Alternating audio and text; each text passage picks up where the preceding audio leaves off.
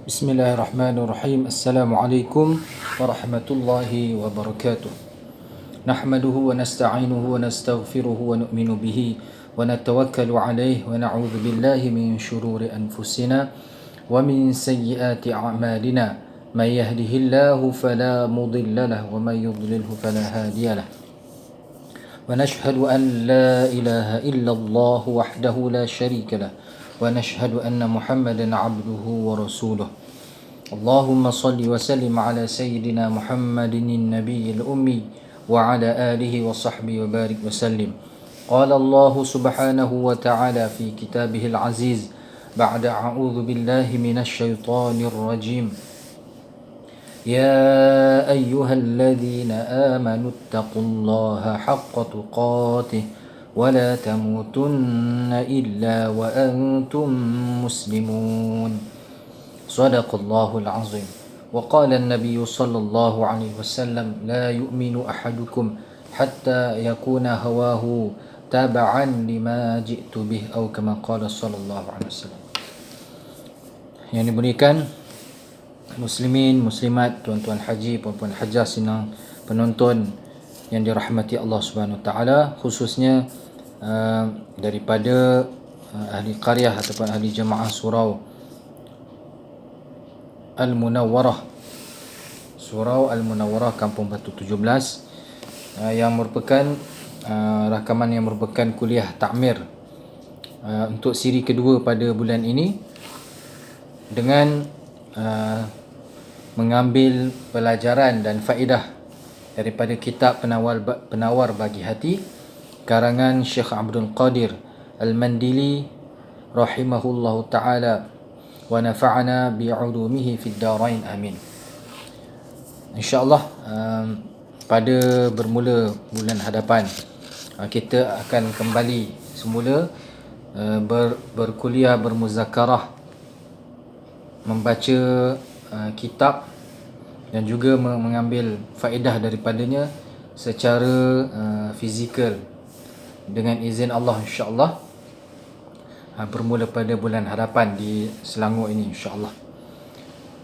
Kita masuk pada dalam satu tajuk, iaitu tentang perkara-perkara yang kita perlu keluarkan daripada diri kita, iaitu daripada sifat-sifat yang tercela, sifat-sifat mazmumah, yang mana apabila kita dapat tahu, kita mengkaji dan kita bermuhasabah, adakah sifat-sifat ini ada pada kita, dan jika ada, bagaimanakah tahapnya dan bagaimana kita usaha untuk keluarkan ataupun kita perbaiki, kerana memang sifat-sifat kelemahan ini merupakan sifat manusia, sifat tabi'i manusia. Wa khuliqal insanu dha'ifa. Dan kita ini diciptakan, manusia ini, insan ini diciptakan dalam keadaan lemah, yang berhajat kepada banyak perkara, yang tidak dapat melakukan semua perkara dengan baik, yang banyak lupa, yang bersifat degil, yang suka berbantah-bantah. Ini merupakan sifat-sifat manusia secara tabi'i. Namun kita telah diutuskan kepada kita Rasulullah sallallahu alaihi wasallam, kepada umat akhir zaman, dan rasul-rasul, nabi-nabi yang terdahulu, kepada umat-umat yang terdahulu, supaya kita dapat mengeluarkan sifat-sifat mazmumah ini sebagai seorang Islam yang beriman kepada Allah Subhanahu Wa Taala, sehingga kita menjadi seorang manusia yang sebagai hamba Allah, sebagai manusia yang mempunyai nafsu yang mutmainnah, nafsu yang benar-benar berserah diri, tenang berserah diri kepada Allah Subhanahu wa Ta'ala. Bab yang ketiga pada menyatakan marah.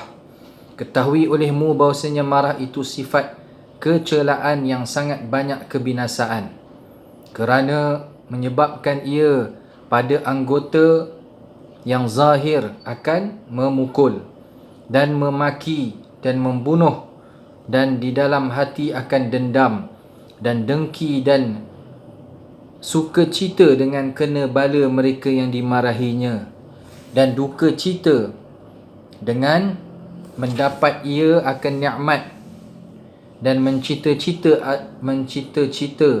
atas membuka rahsianya, dan tiap-tiap satu daripada yang tersebut itu sebab bagi binasa.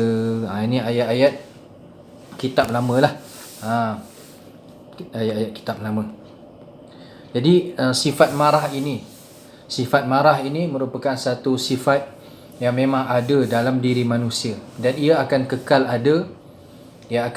ada sehinggalah manusia itu meninggal dunia. Kerana itu ialah sifat yang diwujudkan, dijadikan bersama dengan manusia. Tetapi Islam datang untuk mengawal sifat marah, untuk seseorang itu meletakkan marah itu pada tempatnya. Tetapi sikap marah pada mana-mana tempat, pada bila-bila waktu, pada setiap keadaan merupakan sifat yang tercela, yang merupakan salah satu sebab kepada kebinasaan, sama ada kebinasaan fizikal maupun kebinasaan dari segi hati, dalaman. Sangat banyak kebinasaan. Dan daripada marah ini juga bukan setakat kalau kata marah itu dengan suara, dengan perkataan, maka dia akan berkesan di hati. Tetapi bukan itu sahaja akibat, bukan itu saja kesan daripada sifat marah yang tidak terkawal, sifat marah yang membuta tuli, tetapi banyak kebinasaan lain yang akan muncul. Dan syaitan ini memang akan ambil peluang ketika manusia ini marah. Sehingga dalam disebutkan dalam satu hadis bahawasanya Rasulullah sallallahu alaihi wasallam, baginda memerintahkan supaya apabila seseorang itu marah dan dia dalam keadaan berdiri, maka hendaklah dia duduk. Dan jika dia marah dalam keadaan dia duduk, maka hendaklah dia berbaring. Dan hendaklah dia, kalau tidak hilang juga marah, hendaklah dia mengambil wuduk supaya kemarahan itu reda, supaya kemarahan itu hilang. Bahkan kalau seorang hakim juga, dia tidak boleh membuat keputusan, tidak boleh memutuskan sesuatu hukuman dalam keadaan dia marah, dari segi syariatnya lah. Baik, kerana menyebabkan ia pada anggota yang zahir akan memukul dan memaki dan membunuh. Kerana segi zahir ini, apabila marah, maka akan menyebabkan tangan ini memukul, ataupun kaki ini menendang dan sebagainya, memegang senjata, sehingga mengakibatkan kecederaan, sehingga na'udzubillah menyebabkan pembunuhan. Bahkan memang ia berlaku apabila sikap ataupun apabila api kemarahan itu dibiarkan menyala, kemudian bukan setakat dibiarkan, ditambahkan lagi, dimarakkan lagi api kemarahan itu. Sebab tu ada istilah batu api. Sebab apa? Sama ada dia menyebabkan, ada orang ni dia menyebabkan punca perbalahan, ataupun dia memang menjadi pemarak, menyebabkan api itu marak dan membakar segala-galanya. Bukan setakat bakar kayu api saja, dengan rumah pun terbakar. Bahkan benda-benda yang kecil pun kalau tidak dijaga, maka akan menyebabkan kesan marah itu besar. Bak kata pepatah, marahkan nyamuk, kelambu dibakar. Kenapa? Kerana sifat marah itu datang, syaitan pun menghasut, dan syaitan sangat suka. Syaitan ni sangat suka pada kemarahan ini, kerana itu memang salah satu jalan ke arah melanggar perintah Allah, ke arah melakukan perkara-perkara yang dilarang. Jadi syaitan sukalah, syaitan suka manusia ini saling bertelagah. Dan kalau manusia yang suka pula manusia lain bertelagah, dia pun syaitan al-ins, dia pun di kalangan syaitan manusia. Itu memang sikapnya yang kita perlu jauhi. Sampai pukul, kita lihat berlaku pukul kerana marah, walaupun perkara yang kecil. Bahkan bukan setakat pukul orang-orang yang biasa bawah dia. Contoh ialah kalau dalam keluarga ini memang ibu bapa memang ada waktunya perlu pukul dengan sebab untuk memberi pelajaran. Memanglah kalau dah umur 10 tahun contohnya tak mahu sembahyang, memang ada dalam syariat untuk pukul, tapi pukul dengan bukan kerana marah, kerana takdib, mengajar adab. Tapi kalau pukul kerana marah, itulah yang berlaku penderaan dan sebagainya. Bahkan kononnya di dalam rumah tangga saling berkasih sayang, tapi lebam pula isterinya, sehingga luka pula. Kemudian baik balik, memang berlaku kalau kita lihat kepada kes-kes yang berlaku di pejabat agama, memang adalah pukul orang yang lebih lemah daripadanya. Itu bukan tanda kuat lah. Pukul orang yang lebih lemah daripadanya. Memang ada perasaan marah itu dan perasaan ingin berlawan, fighting itu perlu ada dalam hidup ini, dan ada juga yang berpandukan syariat, tapi ianya perlu berpandukan pada syariat di dalam sesetengah keadaan. Kalau tak, berlakulah pukul ataupun mencederakan ataupun sehingga membunuh. Dan membunuh ini memang atas dasar kemarahan. Walaupun ada yang memang bunuh itu disuruh, tapi banyak yang berlaku kerana kemarahan. Na'udzubillahi min dzalik. Sehingga menghabiskan nyawa tanpa hak, maka ia merupakan dosa-dosa yang besar. Lalu jika tidak sampai kisos, maka akan dituntutlah keadilan di sana nanti, di pada mahsyar nanti. Maka syaitan sukalah perkara-perkara itu. Ataupun memaki. Memaki ni biasalah, sebab marah akan keluar makian. Kalau dulu makian dengan mulut, kalau mulut dengar tu panas telinga, masuk ke dalam hati. Tapi sekarang tak perlu keluar daripada mulut, dia dengan jari. Keluar daripada speaker pun tak keluar handphone tu, tapi keluar dengan tulisan-tulisan, yang mana ianya kekal di tulisan dan juga mungkin kekal dalam hati. Dan di dalam hati, ni kalau kesan marah yang berlaku dalam hati, ia akan menyebabkan dendam dan dengki. Dendam dan dengki. Berdendam makna sentiasa inginkan keburukan pada orang yang dia marah. Ataupun dengki. Dengki ni dia bagaimana? Dengki ni dia akan berlaku suka dengan bala yang terkena pada orang yang dia marah. Bila orang yang dia tak suka, dia marah, dia tak senang, orang tu kena ujian, musibah, maka dia boleh suka walaupun saudara sesama Islam. Ini akibat daripada keburukan, daripada sifat marah yang membara, yang disukai syaitan. Sedangkan di dalam Islam, di dalam agama, apabila seseorang saudara kita ditimpa musibah, maka kita turut sama berduka cita, kerana sesama Islam ni merupakan macam satu bahagian badan. Bila satu bahagian badan, satu bahagian aja sakit, anggota lain turut sakit. Kalau sakit gigi, walaupun gigi saja yang sakit, tapi badan sampai demam, tak boleh tidur malam. Ataupun apabila melihat orang yang ditimpa bala musibah, kita mendoakannya dan kita mohon perlindungan, doa supaya kita juga tidak kena. Tetapi ini suka dengan bala ataupun musibah yang kena pada orang itu, sehingga di belakangnya kita sukalah, kita kata padan muka, ataupun kalau tak kata padan muka, memang patutlah dia kena. Kita tak buat perkara yang disuruh dalam syarak, doakan keafiatan dia, kesembuhan dia, ataupun paling-paling kita doalah perlindungan kita tak kena. Tapi ini tidak kita suka. Orang yang marah itu dia suka bala terkena pada orang yang dia marah, dia tak suka. Dan duka cita dengan mendapat ia akan nikmat. Bahkan kalau orang yang yang seseorang itu marah, tak suka, bila dia dapat rezeki, dia dapat kesenangan, maka dalam hati ini timbul daripada orang yang marah, akan timbul rasa duka cita. Dia pula rasa tak sedap hati, dia pula rasa duka cita, dia rasa tak senang duduk dengan kejayaan seseorang yang dia marah. Sedangkan orang itu mendapat nikmat daripada Allah, dan kita juga mendoakannya sepatutnya.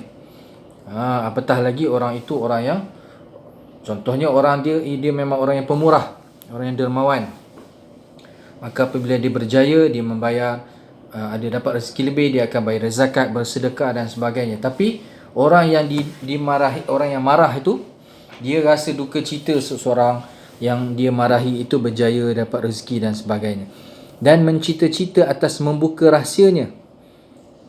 Dan tiap-tiap sesuatu daripada tersebut itu sebab bagi binasa. Bahkan dia, apabila dia tak senang, orang yang dengki ni, orang yang marah ni, bila dia tak senang, dia akan cuba untuk merosakkan masa depan dia. Dia akan cuba untuk mencalakan image dia. Dia akan cuba untuk membunuh karakternya, untuk buka rahsia. Mungkin orang tu ada kelemahan, mungkin orang tu ada buat silap, tapi dia akan cuba bongkarkan supaya dia pun nanti gagal. Sebab apa? Sebab berpunca daripada sifat marah itu, berpunca daripada sifat dengki itu. Ini kalau dalam bab dengki memang ada dibincangkan. Sabdaan Nabi SAW, la hasada illa fi ithnataini, rajulun atahu Allahul Qur'ana fahuwa yaqra'uhu ana al-laili wa ana an-nahar, wa rajulun atahu Allahu malan fahuwa yunfiquhu ana al-laili wa ana an-nahar, atau kama qala sallallahu alaihi wasallam. Tidak ada dengki, tidak ada rasa iri hati, melainkan dalam dua perkara. Dalam dua perkara saja boleh ada rasa dengki, tapi bukan dengki biasa, dengki yang tercela. Dia dipanggil ghibtah dalam bahasa Arab. Dalam maknanya boleh dicemburui, tapi dua perkara ini sahaja. Sebab apa? Sebab seseorang itu, dua orang ini adalah orang yang berjaya dan kita perlu mencontohi. Orang lain perlu ada rasa iri hati, perlu rasa cemburu, tapi untuk mencontohinya, untuk jadi seperti dia. Iaitu yang pertama, seorang yang dikurniakan Al-Quran, dikurniakan hafazan Al-Quran, maka dia membacanya siang dan malam, membaca pada waktu malam, beramal pada waktu siang. Dan seorang lelaki yang dikurniakan harta, lalu dia membelanjakannya di jalan Allah waktu siang dan malam. Jadi dua golongan ini dicemburui, diribtahkan supaya jadi seperti mereka. Tetapi jika semata-mata marah dengan seseorang, dengan kejayaan dia yang diperolehi, lalu inginkan dia gagal, ingin dia dapat bala, itulah hasad yang diharamkan. Itulah marah yang merupakan senjata syaitan, yang digunakan oleh syaitan. Sifat yang memang ada dalam manusia. Satu, percikan api, yang mana apabila dimarahkan maka akan memusnahkan segenap kehidupan anak Adam. Itulah yang disukai oleh syaitan. Dan memula memecahkan akan bersangatan marah, iaitu bagaimana nak mengatasi ataupun mengawal sifat marah. Itu setengah daripada yang amat penting pada agama. Jadi kawal, pecahkan sifat marah ini sangat penting di dalam seseorang itu ingin menuju ke arah kesempurnaan Islam. Sabda Rasulullah sallallahu alaihi wasallam, laisa asyadidu bis-sar'ati, innama asyadidu alladhi yamliku nafsahu 'inda al-ghadabi. Artinya tiada ada yang sangat kuat itu yang tiada merebahkan dia oleh beberapa lelaki. Hanya saja yang bersengatan kuat itu yang memiliki ia akan dirinya pada ketika marah. Artinya kuasa ia menahan dirinya daripada umpama memaki dan memukul pada ketika ia marah akan seseorang yang lebih dhaif daripadanya.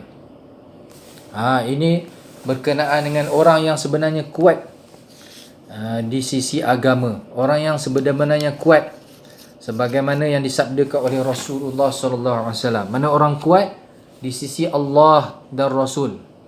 Siapakah dia?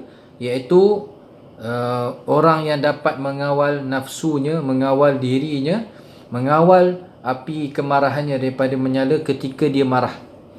Bukan orang yang boleh menumbangkan, menumpaskan, memukul lelaki-lelaki. Maknanya bukanlah dia yang menang dalam medan pertempuran, medan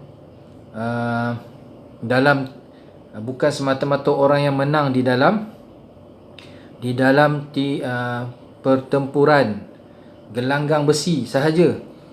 Bukan semata-mata orang yang kuat fizikal, orang yang boleh menjatuhkan orang lain. Bukan orang yang kalau lawan bertumbuk tu menang lah, senang cerita. Bukan itu sebenarnya orang yang kuat, yang diiktiraf oleh Allah dan Rasul, tetapi orang yang boleh telan kemarahannya ketika dia marah. Kazimil ghaid, orang yang kazim, menahan, menelan kemarahannya. Jadi orang begini sebenarnya memang orang kuat. Sebab apa? Sebab ketika marah itu dia akan sebenarnya ada sifat kepanasan. Ada sifat kepanasan. Sebab itu perlu, kalau berdiri tu kena duduk, duduk tu kena baring. Kalau tidak ambil wuduk, maka dia akan reda. Kemarahan tu akan reda. Itu salah satu cara ikhtiar untuk mengurangkan ataupun memecahkan sifat kemarahan. Dan bersembah seorang laki-laki ataupun bertemu menghadap seorang sahabat kepada Rasulullah sallallahu alaihi wasallam, lalu dia berkata, suruh olehmu akan daku dengan satu pekerjaan dan sedikitkan olehmu. Maka bersabda Rasulullah sallallahu alaihi wasallam, la taghdab, artinya jangan engkau marah. Maka mengulang-ulang laki-laki itu, sahabat itu, akan permintaannya, maka mengulang-ulang oleh Rasulullah sallallahu alaihi wasallam sabdanya, la taghdab, jangan marah. Dan lazimkanlah olehmu pada kelakuan marah akan dua pekerjaan. Yang pertama daripada keduanya, memecahkannya. Dan tiada aku kehendaki dengan memecahkan itu menghilangkannya sama sekali, kerana bahawasanya tiada hilang ia sama sekali. Dan tiada sayugia, tidak patut bahawa ia hilang. Sifat marah ni memang tak boleh hilang lah daripada diri manusia. Bahkan jika hilang ia, nescaya wajib menghasilkannya, kerana bahawasanya ia perkakas alat senjata bagi memerangi sekalian kafir dan menegah daripada sekalian kejahatan dan menyuruh dengan mengerjakan kebajikan. Jadi ada untuk memecahkan ataupun apabila berlaku datang rasa marah ini, maka pengarang telah membawakan ataupun telah mencadangkan, telah menulis dua cara untuk memecahkan marah, mengawal rasa marah. Tetapi bukan maksud menghilangkan sama sekali, sebab marah ini memang tak boleh hilang daripada diri manusia. Dan satu lagi, memang ada masanya perlu ada marah. Kita ini manusia, sebagai orang Islam, memang perlu ada waktunya marah, dan marah itu pun pada tempatnya. Apatah lagi apabila berhadapan dengan orang-orang kafir, orang-orang yang menentang agama Allah, ataupun berhadapan ketika para sahabat radhiyallahu anhu berhadapan dengan kafir harbi yang menentang agama, yang tidak mahu tunduk kepada syarat-syarat Islam, maka mereka keras, mereka akan marah pada tempatnya. Mereka sangat sifat para sahabat ini, mereka keras terhadap orang-orang kafir dan mereka berkasih sayang sesama mereka. Jadi memang perlu marah ini perlu dikawal. Bahkan apabila seorang sahabat datang jumpa Rasulullah sallallahu alaihi wasallam nak minta nasihat ataupun minta satu perintah yang ringkas, yang sikit, lalu Nabi pun bersabda, jangan marah sebarangan. Lalu para sahabat itu minta lagi, bagilah nasihat, Tuan berikanlah nasihat yang ringkas. Lalu Nabi tetap bersabda kepada dia, la taghdab, jangan marah. Jadi Nabi SAW baginda adalah seseorang yang tidak bercakap mengikut hawa nafsu. Lalu kerana baginda bercakap daripada panduan wahyu, sama ada para sahabat yang datang bertanya itu memang bersifat pemarah. Jadi baginda menasihatkan, apabila merasa marah, maka tahan kemarahan itu. Tahan, maka keburukan-keburukan lain akan tersekat, tak akan pergi ke arah keburukan lain. Dengan sebab sekat satu jalan kemarahan, satu jalan syaitan tu, syaitan nak menghasut, maka keburukan-keburukan lain jalan ke arahnya pun tertutup. Ini juga sebenarnya sebagai panduan, sebagai iktibar kepada kita umat, yang mana apabila dalam keadaan marah, maka banyak kesan-kesan keburukan. Hubungan antara suami isteri juga akan berlaku keretakan dengan sebab sikap pemarah. Begitu juga dengan institusi kekeluargaan. Di dalam keluarga juga, kalau pemarah, maka akan menyebabkan goyah dan juga retak rumah tangga. Begitu juga di dalam sesebuah persatuan, pertubuhan, syarikat, organisasi, dalam jemaah sendiri pun, mana-mana jemaah, mana-mana jabatan, maka kalau ada sifat marah di dalam diri seseorang yang tidak terkawal, yang dihemburkan pada bukan pada tempatnya, maka ia akan menyebabkan kebinasaan. Sebagaimana kata pengarang Syekh Abdul Qadir Al-Mandili rahimahullah ta'ala, sifat marah ini sangat banyak kebinasaannya. Satu hadis berkenaan dengan orang yang akan jadi muflis di akhirat. Hadis yang masyhur.